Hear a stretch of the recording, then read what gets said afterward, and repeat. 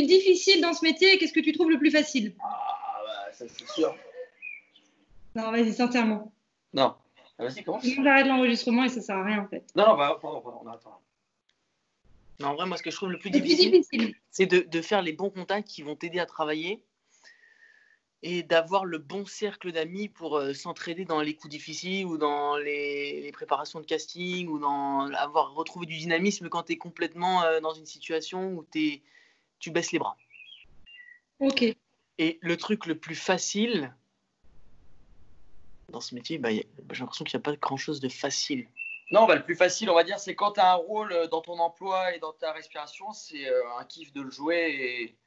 Moi, je dirais que cette facilité est là, mais il faut avoir accès à ce genre de rôle. Donc, c'est là où le côté difficile intervient. D'accord. Et tu es d'accord avec lui sur le côté le plus difficile? Pour toi, c'est la même chose? Non, complètement, je suis d'accord avec lui, ouais. Ok, d'accord. Non, c'est vrai, c'est le plus dur. Garder l'espoir à chaque fois. D'accord. Et est-ce que vous avez... alors, je vais dire vous préférez être refusé à un casting ou vous préférez attendre? Refuser. Okay. Refuser également. Enfin, quand je dis attendre, ça veut dire tu préfères ne pas savoir, excuse-moi, je reformule. Tu préfères ne pas savoir ou tu préfères être refusé? Être refusé aussi, toujours. Moi aussi, refuser. En fait, ce qui est insupportable, c'est l'attente. Parce que généralement, quand il y a de l'attente, c'est que c'est mort. Pas forcément. Non, mais la plupart du temps. Donc, du coup, ça crée cette attente qui est encore une attente où tu t'espères. Et en fait, tu commences à douter, tu doutes et tu n'arrives pas à couper avec le truc. Alors que quand c'est refusé, c'est refusé. Voilà. C'est plus facile de passer à autre chose, quoi. Est-ce que vous trouvez qu'il y a beaucoup d'attentes dans ce métier? Énormément. Qu'est-ce que vous faites quand vous attendez? Est-ce que vous vous faites chier ou... Là, on se voit, on fait passer le temps, c'est le moment du petit café. Et on écrit aussi, faut toujours rester un peu actif à ce niveau-là. Est-ce que vous vous êtes déjà mis en scène? Oui, dans un plan. Non, comment ça s'appelle? Arnaque, cocaïne et bricolage. C'était une pièce de théâtre. Théâtre qu'on a fait ensemble. Waouh! C'était où? C'était au théâtre Côté Court. D'accord, vous l'avez joué combien de temps? 6 mois. 6 mois, oui. 6 mois. D'accord, et pourquoi vous n'avez pas continué? Parce qu'il y a eu un problème de metteur en scène, je crois, qui ne voulait plus travailler forcément dessus. Non, mais c'est vrai. Et du coup, ça n'a pas continué derrière. Il y avait un système de droit, etc. Donc, on ne pouvait pas la continuer encore. D'accord. Et vous n'avez pas cherché à trouver quelqu'un d'autre? Il détenait la mise en scène qu'il avait faite, donc on devait repartir à zéro. Ah, d'accord. Et donc après, les emplois du temps de chacun ne coïncidaient plus. Ouais. Mais du coup, c'est pas grave, on est reparti, on rebondit après sur d'autres choses. C'est un peu ce métier-là, c'est que tu rebondis sur d'autres occasions. Des déceptions, tu en crées des nouveaux... C'est parce que je sais même plus ce que je veux raconter. Parce que je suis parti dans une espèce de forme d'intelligence et ça n'a pas suivi derrière. Ce qui fait que c'est dépassé. Non, mais c'est que chaque déception dans ce métier, ça crée des nouvelles opportunités pour recréer quelque chose. Voilà, c'est ça que je veux dire. C'est enrichissant, voilà, c'est enrichissant. Exactement. Ok. Et est-ce que vous arrivez à vous souvenir de qu'est-ce qui a changé par rapport à vos débuts, sur le premier jour où vous êtes dit putain, j'ai envie d'être acteur, je sais que c'est ça ce que je veux faire, ou en tout cas j'ai envie d'essayer de voir si c'est ça que je veux faire, et maintenant, ça veut dire 10 ans plus tard. C'est-à-dire qu'il y a la légitimité qui est arrivée aujourd'hui. Au début, c'est-à-dire qu'au début, on fait un peu ce métier, on ne sait pas trop quel niveau on a, etc. Au fil des années, ce qui a changé, c'est la confiance en soi. On sait où on va, on sait dans quoi on est bon, et on se sent plus légitime dans ce milieu par rapport aux épreuves qu'on a réussies, etc., ou échoué. Mais voilà, on se sent plus légitime, je trouve. Ouais. Donc, toi, tu as plus confiance en toi maintenant en tant qu'acteur qu'avant? Voilà. Puis quand tu as commencé? Voilà, c'est-à-dire que des confirmations qui ont eu lieu ces différentes années m'ont permis de me dire, ok, bon, on m'a dit que j'étais bon avant, mais j'ai eu des confirmations, ok, je suis à ma place. Aujourd'hui, je suis à ma place, je sais que c'est ça que... C'est comme c'est un métier qui est basé sur le doute. Ouais, voilà. Si en plus tu te rajoutes du doute à chaque moment de ta carrière, tu arrives de moins en moins à avancer. Alors qu'il y aura toujours du doute sur notre personne parce qu'on est des humains et qu'il faut qu'on se sente fort, mais tout en restant humble et en restant... Attends, quoi. Ah bah tu vois, il vient de recevoir une proposition de travail. C'est pour ça que toi, là, c'est... Je tourne.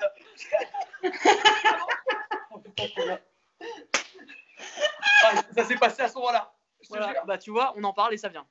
C'est vrai? Ah, chouette.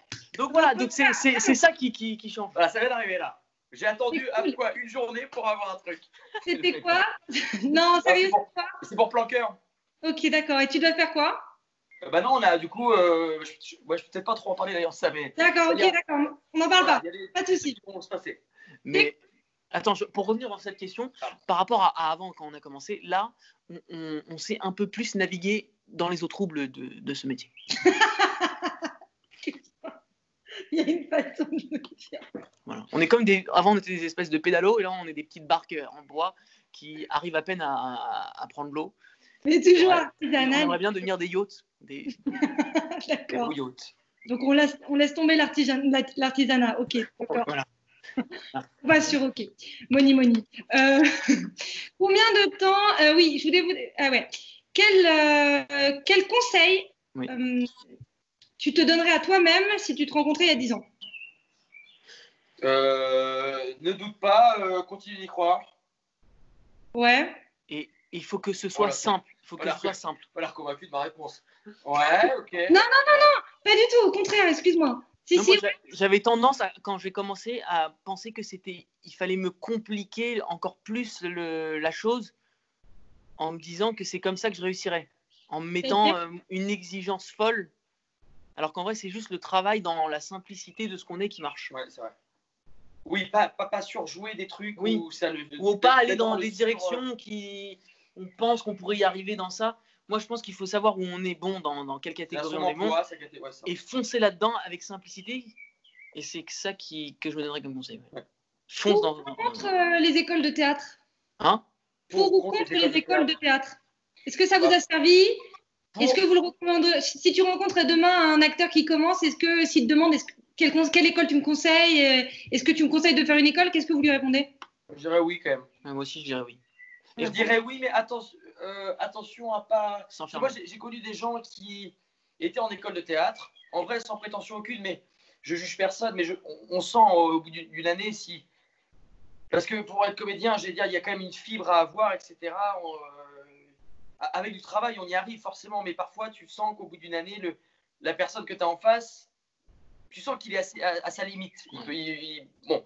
Et donc, moi, je trouve que l'honnêteté d'un prof de théâtre, par exemple, c'est de lui dire, écoute, ça va être compliqué, ne renquille pas sur 2-3 années. Je trouverais que ce serait bien que les profs soient plus honnêtes sur certaines choses plutôt que de laisser espérer faire. Bon, après, c'est le business aussi, mais bon, faire une école de théâtre, vois un an si ça te plaît, travaille, si tu sens que tu es dans une impasse, voilà. 1 ou 2 ans, je dirais max d'école. Ouais. D'accord. Ah oui, d'accord.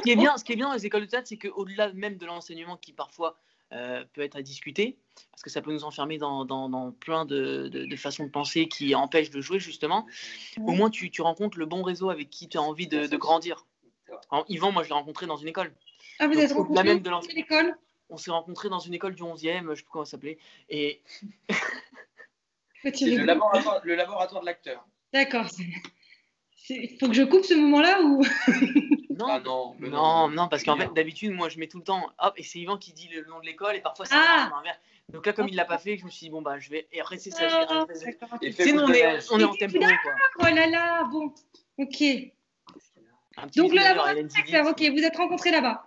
Oui, vous avez fait combien d'années là-bas? 1 an et demi, ouais. 1 an. Moi, j'ai fait 2 ans. Pareil, 2 ans. 2 ans. 2 ans. 2 cycles, quoi. C'était bien? Oui. Franchement, il y avait des très belles choses à prendre, d'autres à laisser. Comme partout, je pense. Comme partout. C'était quoi les belles choses à prendre?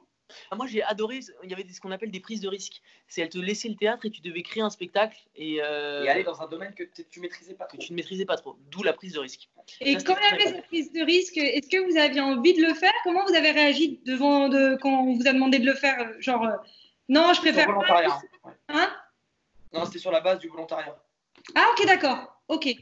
Ouais, mais bon, si tu le faisais pas, à un moment, t'en avais peut-être un peu marre de regarder les autres le faire. Et puis non, parce que c'était vraiment un spectacle que tu préparais. Un spectacle préparé. D'accord, ok. Donc, si tu loupais ça, en vrai, tu pouvais aussi t'avais des scènes, avancer dans d'autres choses. Hein. Et qu'est-ce qu'il y avait à laisser? Qu'est-ce qu'il y avait à laisser? Tu sais que tu poses des très bonnes questions, attention. Hein. Non, il y a parfois des choses de mise en scène où on te propose une mise en scène. Malheureusement, on te l'oblige et on t'en propose qu'une. Et on doit aller dans cette... Même si ça ne te plaît pas forcément, cette mise en scène, bah, tu dois aller dans cette direction. Pardon, attends, problème de batterie. Tu dois aller dans cette direction même si tu n'as pas envie. Ouais, donc, on va dire. C'est pas très clair, Yvan. Non, si, c'est clair. Non, mais en gros, on te laisse pas, toi, tes inspirations, etc. On te les laisse pas. On te coupe l'herbe sous le pied, c'est ça que tu dis. Oui, puis on va dans une direction. Putain, j'en ai. Il a du mal. Non, c'était clair. Tu as peut-être une idée du personnage ou de ce que tu as envie de faire ou de comment tu le sens et on t'emmène vers autre chose. Tu peux pas le mettre à profit, quoi. Ouais. En fait, la personne t'emmène vers son idée à elle et non pas vers la tienne, quoi. Comme un metteur en scène. Exactement.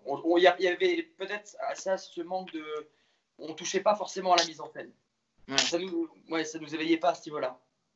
Et t'aurais aimé faire de la mise en scène, être éveillé à ce niveau-là? C'est vachement. Ouais, bah oui. Bah pour la suite, en plus, c'est vachement bien. Si tu as envie, si tu as un projet de théâtre ou autre, si tu es déjà un peu préparé à savoir un petit peu comment ça se passe, c'est vachement bien d'être justement dans une école, d'être préparé à ça. Je trouve ça bien.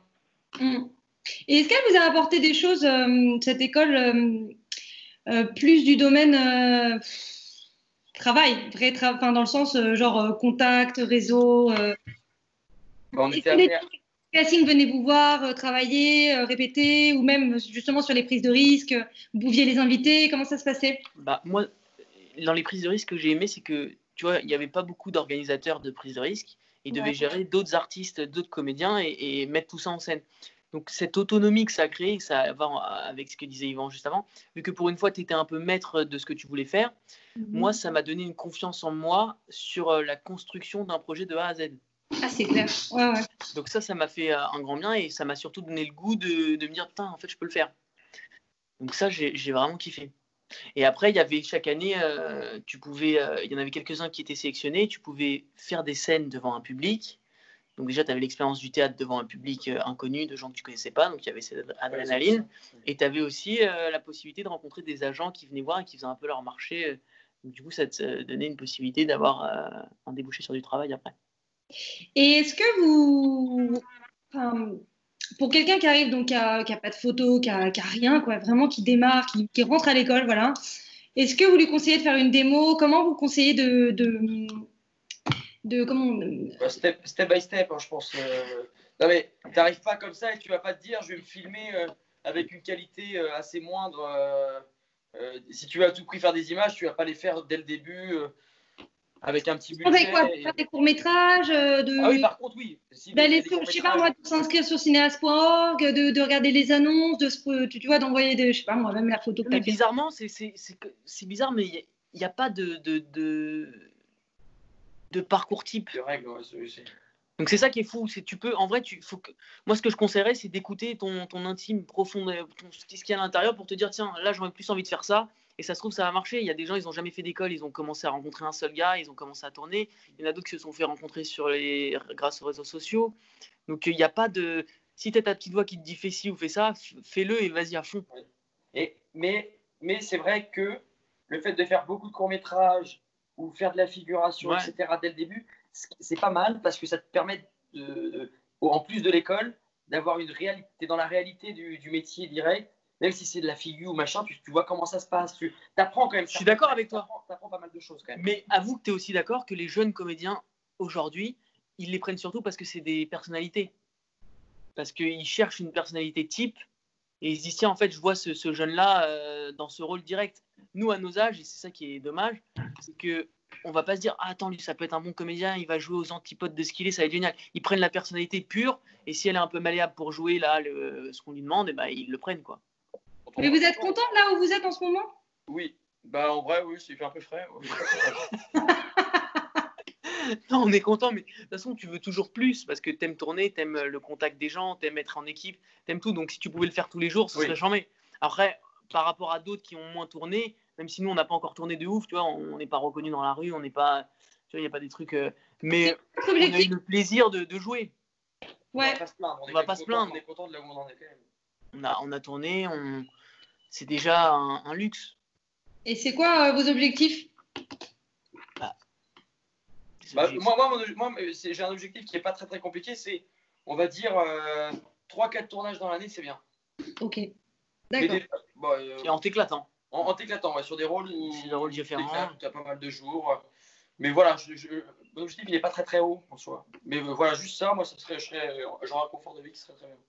Ok. Et est-ce que vous pensez que c'est important un agent? Oui. Oui. Ok. Comment on fait pour avoir un agent?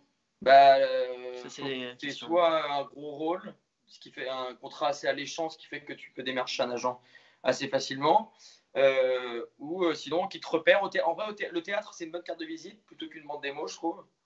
Ok. Quand on te voit en live, c'est quand même pas mal. Et voilà, faut être visible, quoi. Faut faire des choses pour que l'agent te repère. À quoi ça sert pour vous, un agent? Avoir accès à différents castings.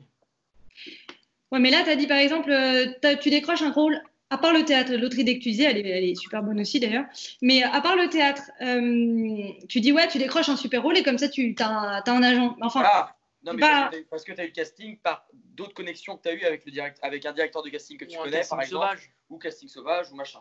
Voilà. Casting sauvage, ça arrive très rarement, soyons honnêtes. Mais sinon, directeur de casting que tu connais, directeur de casting qui t'a déjà vu aussi quelque part, il n'y a pas que l'agent qui peut te dégoter un casting, non, c'est sûr.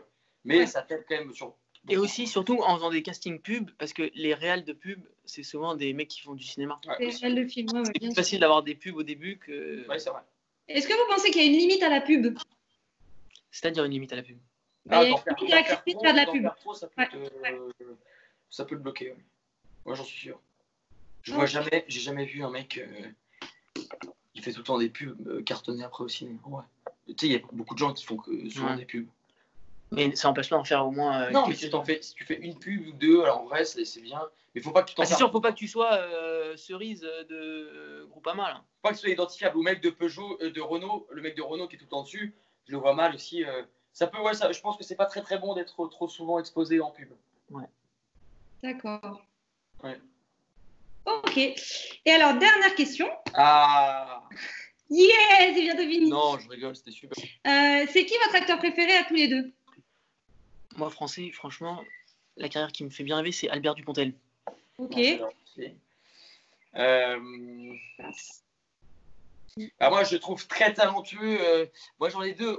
Dans notre génération, un peu. Bon, évidemment, tu as Pierre Ninet qui est quand même qui vient commencer à devenir incontournable. Civil très, très bon. Et j'aime beaucoup Benjamin Laverne également. Ah ouais, il est excellent. Que je trouve très très fort. Il est très fort. Pépite. Et c'est notre génération, mais que je trouve vraiment incroyable. Ils sont très justes. Et j'aime beaucoup aussi Laurent Lafitte. Et je sais pas, il est pas tout, mais et François Civil, moi j'ai aussi une vraie admiration. Et alors, qu'est-ce que si vous les connaissez pas, qu'est-ce que vous poseriez comme question? Comme 3 questions. Je pourrais vous aider. Genre, où vous dites, ouais, ça c'est des questions que j'ai besoin de poser parce que ça m'aiderait. Vraiment, ça m'aiderait. Moi, je crois que j'aurais moi pas trop de questions à poser. Moi non plus, je suis pas trop dans la question. J'aurais du mal à dire comment t'es arrivé là. Je sais pas, on fait tous un peu le même métier. Moi, je pense qu'on se doute de comment ils y sont arrivés. Ninet, lui, il écrit depuis qu'il a 18 ans, même 16 ans, je crois, des pièces de théâtre et tout. Il a bossé tout le temps. On sait que ça passe par le travail. Alors, mais moi, c'est plus des questions existentielles que je poserais. Du style, est-ce que tout ça valait le coup? Est-ce que tu es plus heureux qu'au début? Oui, c'est vrai. Est-ce que tu arrives quand même à concilier une vie de famille ou est-ce que c'est déséquilibré et du coup, tu as des trucs de vie, quoi. Ouais, ça. Mais c'est hyper intéressant. Pas sur le métier. D'accord, ok. Enfin, si, c'est lié au métier. Ça rejoint le métier, mais c'est plus sur l'équilibrage de vie plutôt que sur la façon de faire. Ouais, d'accord. Donc, c'est presque que tu démarres, tu es plus sur comment je fais pour y arriver, et puis une fois que tu te dis que tu y es arrivé, comment tu fais pour vivre avec, quoi. Et ouais. Okay. Même si je pense qu'on n'est jamais arrivé, mais même eux, ils sont jamais arrivés. Il y a toujours un truc, un challenge. Qui tournent plus maintenant. Et qui veulent se réinventer, qui veulent aller chercher d'autres rôles, d'autres emplois. C'est jamais fini. Et après, c'est resté là où t'es. Donc voilà, c'est plus un truc de vie. Ok. Mais petit à petit, ça va venir. C'est comme, en fait, je vois plutôt ça comme un fleuve. Parfois, tu grattes le sol et tu trouves des pierres. Ouais, non, mais c'est complètement ça. Je crois qu'il a raison. Ouais, d'accord, ok. Bon, merci beaucoup, Yvan et Gary. C'est normal. C'est normal. Et je vais couper.